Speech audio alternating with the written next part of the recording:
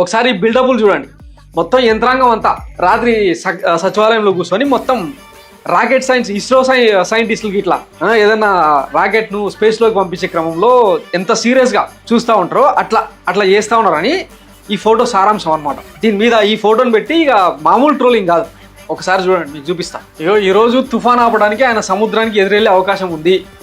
TDP social మీడియాలోనే ఇక గతంలో తిత్లీ తర్వాత హుదూద్ ఇట్లాంటి తుఫాన్లన్నింటినీ సముద్రానికి మేకులు కొట్టి ఆపిండు కదా. ఈసారి మోంతా తుఫాన్ కూడా అట్లే డైవర్షన్ చేసి రాష్ట్రాన్ని కాపాడతాడు అని చెప్పి ఇట్లా మీమ్స్ చేస్తా ఉన్నాను అనమాట. కుదరలేదు కానీ కుదిరితే పోయి ఆ మోందా తుఫాను పట్టుకొని వెనక్కి తిప్పి అటు పంపించేవాడు. కుదరలేదంటే అది అలింకాల అంటే జనరల్గా అలా పని చేసేటువంటి